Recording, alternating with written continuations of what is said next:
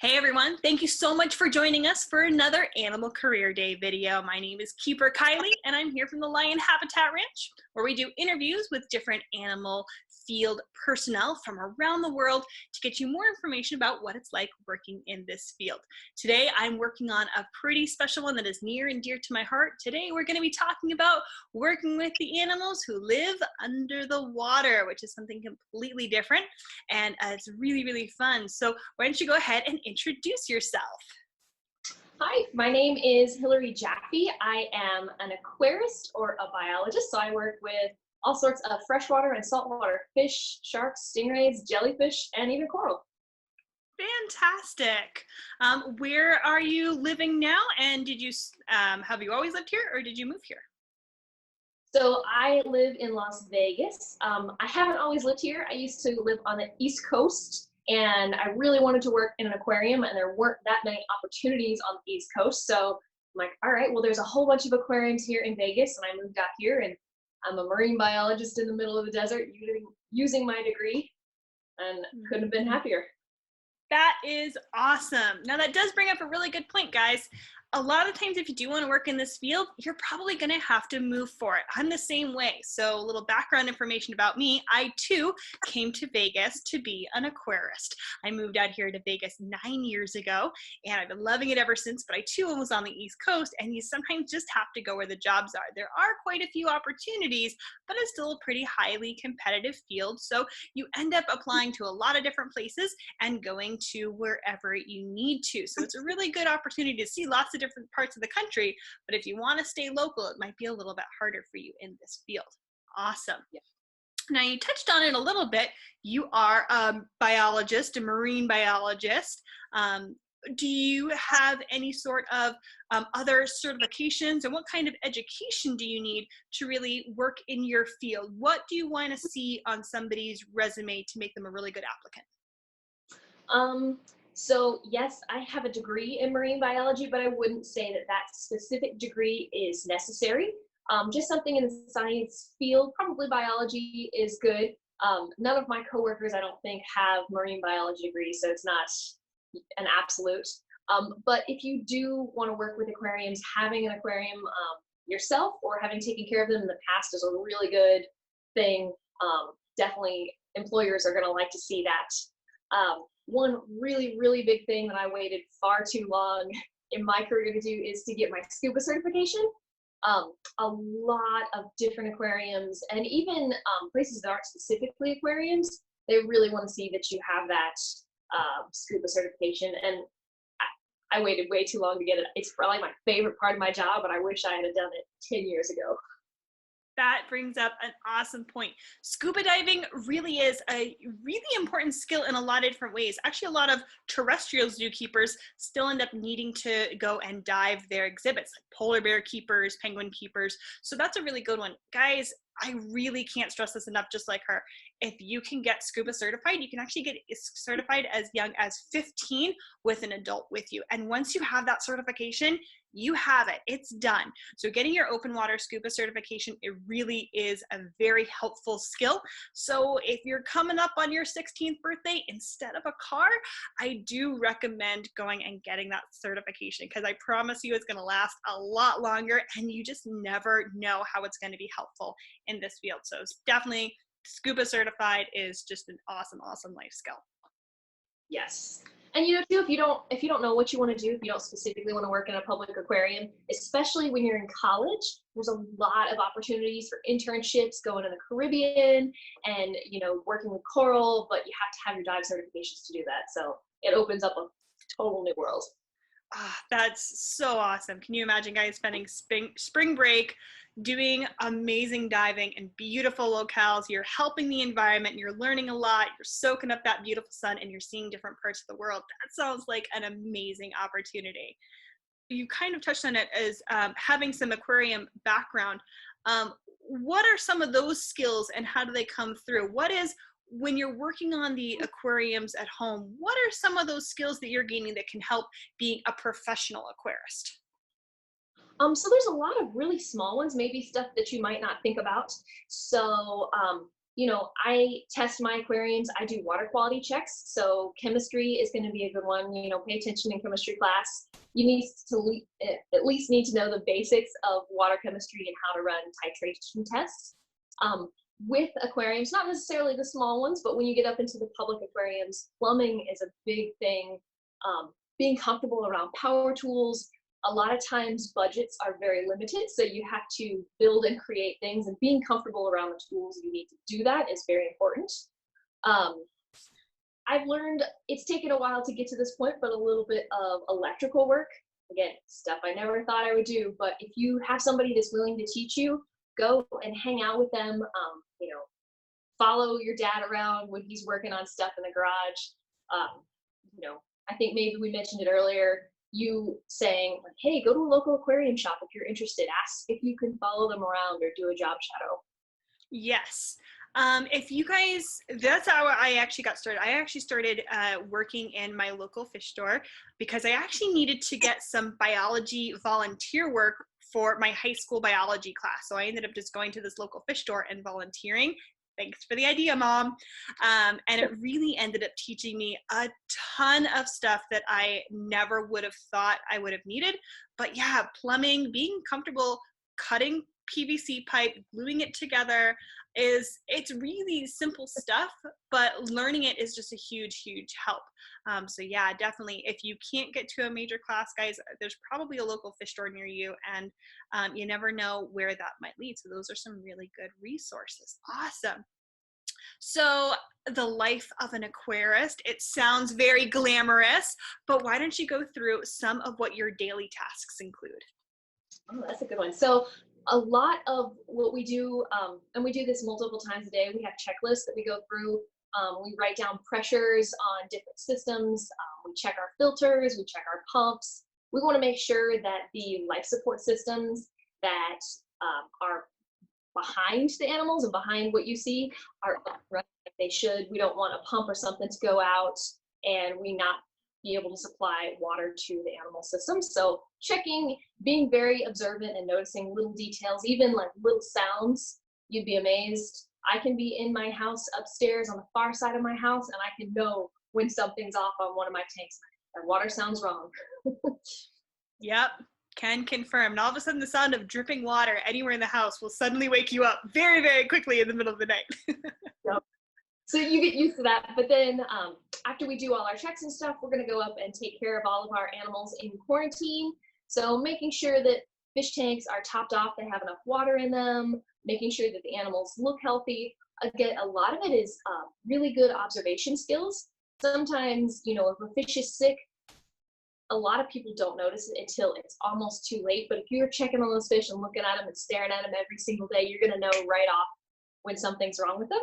So that I take care of approximately 24-25 systems at work, and food prep for those systems takes a lot of time. So we do have some live food, but we also do a lot of food prep.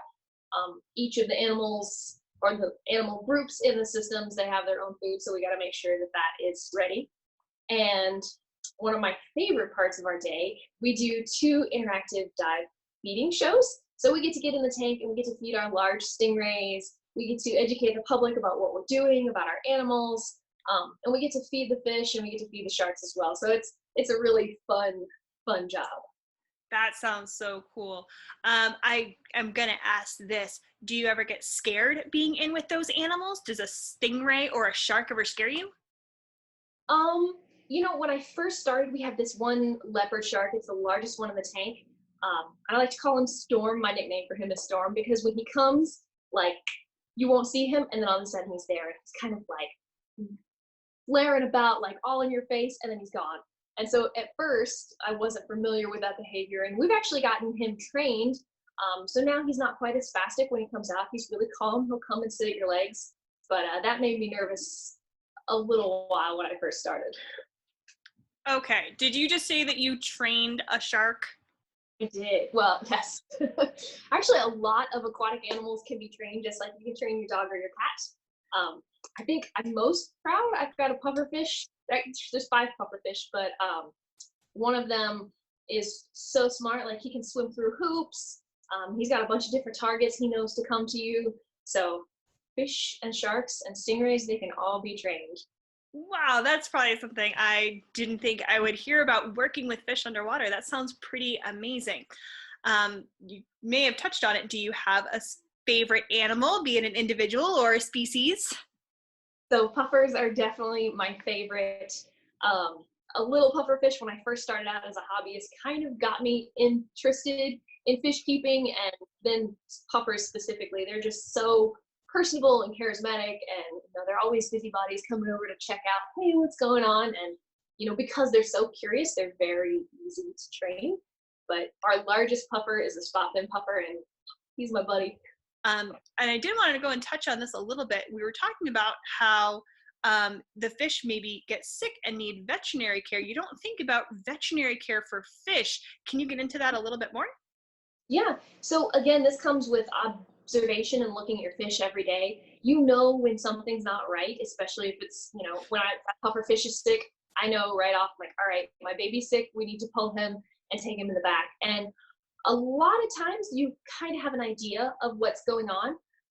But if not, there's a lot of great resources. And that's when we look to our supervisors who have a lot of experience, and they can help us to identify. But we have microscopes. So we're able to do skin scrapes, and we're able to look at that and see, hey, these are the signs the fish is presenting with. This is kind of what we need to look for, and that can help us narrow it down. And once we figure out what specifically is wrong, we're able to treat. There's medications just like you can give your dogs or your cats. There's medicine for fish. So we're able to treat them. And then once they're healthy, we can get them back in the big tank. Wow, that's really cool. You guys, we probably never realized that the veterinary world is pretty big too. So when we talk about animal care, it really includes everything, including the health of the animals, which is always our biggest thing. So it sounds like not only do you have to keep the individual animals healthy, but also their environment. That's what they live in. You mentioned it, a system. What exactly is a system? So a system is all of the components. You might not be able to see them, especially if you're on the outside. So you might just see a big tank, but there's going to be a big tank. There's probably going to be a heater or a chiller to keep the water at the right temperature. There's going to be some way of filtering the water to take out any pollutants or waste that's in the water. And then there's going to be some sort of pump to get the water back in the tank. Oh yeah, so that makes a lot of sense. There's a lot of behind the scenes stuff that nobody would really see. There's a lot going on. Approximately how many gallons of water do you take care of, and what's your biggest system? Total gallons of water, I'm not sure, because some of the systems are very large, like our quarantine systems. They're 750 gallons, 240 gallons. But our largest system is approximately 120,000 gallons. Wow. So if you think of your milk jug, that's 1 gallon. So if you can imagine 120,000 of those, a lot of water. Yeah, and you have different systems for different individuals. Does it matter which fish can go where? Do you have to be concerned about who goes in what environment? It does. So that's actually interesting, like fish behavior. So if you have a large enough system, you're pretty safe with being able to put a bunch of individuals that might not necessarily get along in that system, because there's space for them to get away from each other. They're not going to fight as much if you give them, specific habitats or rocks or plants to hide under or get away from their enemies. But if it's a smaller tank, you definitely have to watch who you put in where, because you don't want anybody fighting. And, too, especially when you bring in new fish, some of them could be sick. A lot of times you're not going to see that sickness, like I mentioned, right away. So keeping them separated and avoiding cross-contamination is a big part of things. So those would be those quarantine systems you were talking about earlier. Yep. We definitely know what that word means right around now. So yeah, that's a big thing with it. When you have a fish who might not be feeling well, you definitely probably don't want to have to go into 125,000 gallons to get one little fish out. It's probably a lot of work. It is a lot of work. There's been times where we've had to catch not necessarily sick fish, but older fish. There's a whole school of fish that we have, and occasionally, like, you can see when they're starting to get old, and us trying to swim around in there and catch one specific fish, I'm sure from the outside we look ridiculous. But that just goes to show that even the individual fish, guys, one single fish gets all that attention. So there's a lot of fish in that system, and they're paying enough attention to tell when one single fish there needs help. That is time and dedication. These guys absolutely love every fish that they have to take care of. That's amazing. And there's about 2,000 in the big tank. There's about 2,000 different fish, sharks, and stingrays in there. So it is a lot, but we love what we do. When we come in, the fish and the sharks and the stingrays are the first thing we see. When we leave, as we clock out, they're the last thing we see. So if somebody's not behaving right or is acting weird, all right, got my eye on you, buddy.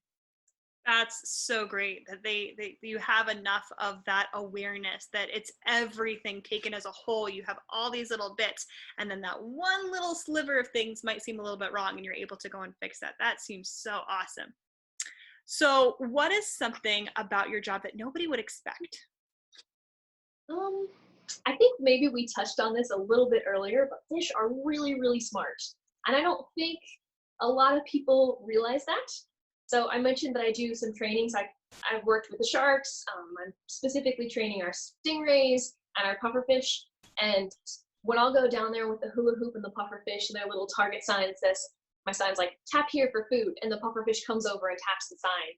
And like, you can watch the guests, like, oh, that's so cool. Look at that fish. Like, he's so smart. He can read. That like, is awesome. Smart. Yeah, that's such a great, those little wow moments. You never know who you're going to connect with to maybe want to go and work with fish their own one day. That's a great, great moment. Yeah. What is a common misconception about your job? What would nobody really realize? I'm gonna have to say that we do a lot of cleaning. Like, there are some really cool, fun parts. I talk about diving and being in the tank, but that's a very small portion of my job. We mentioned quarantine and cross-contamination and stuff. So, there is a lot of cleaning that's done. Like, you or I am the one that is in charge of making sure this fish has a good, healthy, safe environment to live in. And if I'm not keeping up on my tanks, if I'm not cleaning it, if I'm not cleaning those food containers that we use to give out the food to everybody, then, fish aren't going to be able to do that. So it's a big responsibility and something we take pretty seriously. Yeah, that sounds like it, because like you were talking about, those are some big systems. So one little thing can affect a whole entire microcosm of a universe. And that's a really serious job. We were talking about this earlier when it comes to what's going on in our world. I'm pretty sure that the animal care field knows how to do it. We've been washing our hands. We quarantine our feet. Do you guys have foot baths at work? We sure do. We got foot baths. And it's crazy too. Sometimes we'll have to, like, as you're in your wetsuit and you've brought a fish out of the big tank and you have to go put it in the back in quarantine systems. But before you're able to go back on deck to the big tank, you have to go and shower off, because any of your gear, you might have had a sick fish. Even a tiny splash of water can hold some sort of pathogen or parasite. It only takes one drop of water to contaminate the system. So we definitely know sanitizing, washing our hands. Yeah, and just for you guys who don't know, a foot bath is usually a little mat or a little bucket of water with just some cleaning agents in it that you just go and dip into to make sure that as you're walking different areas, you're not tracking anything. Because like we were talking about, one drop of water, maybe end up on the floor. Fish splash, you're splashing around. So even on the floor, their feet need to be cleaned too. So that's something that they really take seriously. So I think the animal care field knows how to take sanitation very seriously. And along those notes, I've got 5 tanks at home. So when I come home after work, even though I've washed my hands, I always wash my hands like up to my elbows again before I put my hands in any of my tanks. Like, just an extra added layer of precaution. Yep, I know that. My boots don't come home. They stay at work. Yep. What is your favorite part about your job? I would have to say animal training. It's so... it's rewarding to watch people see how smart the animals are, but it's so cool to watch the animals learn and to develop those relationships with the animals. I don't know, it's a very rewarding part of my job. I absolutely love it. Do the fish recognize you? Yes, actually. So this big spot fin puffer, it's funny, I was in training the stingrays one day and I wasn't really paying, I was focused on my stingray, and sometimes I will record what's going on just so I can go back and look at my training. And when I when I looked back at the video, the spot fin puffer was following me around the tank, just like a foot and a half behind me. But the whole time he was just there, like, "Hey, that's my human. I'm gonna follow her." So It's not even. that's fine. So it's funny. I talk to coworkers and they're like, "Yeah, no, he doesn't do that with us. That's just you." I was like, "Oh." So yeah, not only do they recognize when a human's in the water, they can recognize specific humans. That is really, really amazing. And when you have a connection with that animal, like that's a very specific, he recognizes you. That's an amazing, amazing aspect of these animals that people just might not understand that, yeah, these guys really are friends in a lot of ways. Fish are friends, not food, guys. Yes. What is the hardest part of your job? It's actually a physically demanding job. I love it. It makes sure that I'm active. So even if I miss going to the gym, like I know that I've gotten my workout. We have to carry around 5-gallon buckets of water that can be, 50 pounds or so, 45, 50 pounds. That is pretty challenging. Also, I guess flexible. We have to fit into all sorts of awkward, tiny places. If you have to do maintenance or work on a tank, getting a wrench in there and like cranking on it when you're twisted and upside down is a lot more challenging than you would imagine. So yes. Now, what about cleaning the aquariums themselves? What does that take? So the smaller systems, it's a lot easier. You can do like just take a piece of PVC with a scrubby brush on it. You can put in, your elbow, you're good. But when we clean our big system, that is full day tasks. So we break into teams of 2, and 2 of us will be in for 3 hours. We'll take a break for an hour, and then we'll get back in for another 3 hours. And we clean with their grout brushes, but it's, if you can imagine, like a toothbrush, a little bit bigger than a toothbrush, and we have to clean and scrub and just scrub and scrub. And it's exhausting. When I started, I would be done with scrub days, and I'd get out to my car and just kind of take a nap in my car before I go home. Like, I'm so worn out, but it's tiring, but it's rewarding. Yeah, it is elbow grease there. And people might not realize you're not really weightless in water. You kind of are, but the water is pushing on you. And when you need to be in a very specific place, you're actually contracting your muscles, and you're maybe swimming a little bit against the current, holding yourself in place. That is a lot of strain on your muscles. So scuba diving, especially when you're working underwater, can be very, very physically taxing. So it might be prudent to make sure that your health and your physical fitness is up to par when it comes to working in aquatic environments. We'll probably be touching on that in some future videos where they might actually be a requirement for some of those jobs. So we see it when it looks like you're applying for a job, they might actually specify how much you have to lift. I can promise you when it comes to the animal field, ours is usually high up. They say, I think 50 pounds on our application, but I think I've had to lift way more. And it's not the easiest stuff to carry. Sometimes it's really bulky. Sometimes it's like tank decorations or something, and you're like, oh, but. Yeah, and water sloshes. Yes. Oh, yes. Yeah, it's hard when it's moving back and forth. Now, one thing I was thinking about and I wanted to bring up, how do you make salt water in the desert? Do you pump it in? That's a good question. So some places are able to pump it in, but we actually make our own. So it's interesting. My camera is sitting on jugs of salt to make salt water right now. So salt will in buckets or large boxes, and we just mix it in a big, large vat. And after it mixes for 24 or 48 hours, you can mix it to a very specific salinity. That's basically a measure of how much salt is in the water. So what animals you have are going to have a specific salinity that they need, and we mix it to where we need it. We're good. That's really cool. So yeah, that's where the chemistry comes in. Being an aquarist is a really, really fun job because it brings in so many different aspects. And it's one of those things where if you like chemistry, if you like biology, you don't need to be a chemist. You don't have to go that deep into it, but you understand how those molecules come together.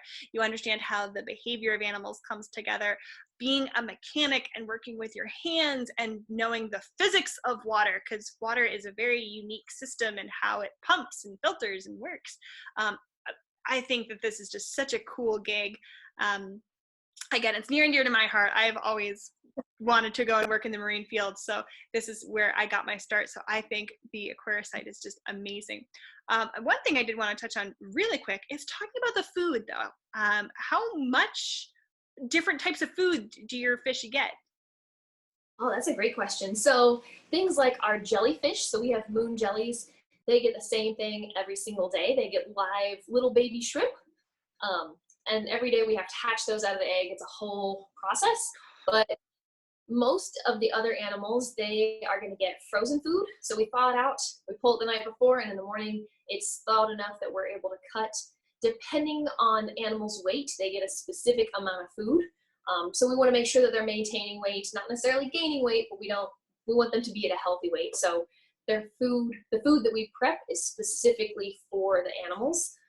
So they're going to get things like smelt, squid, shrimp, mackerel, nori or seaweed.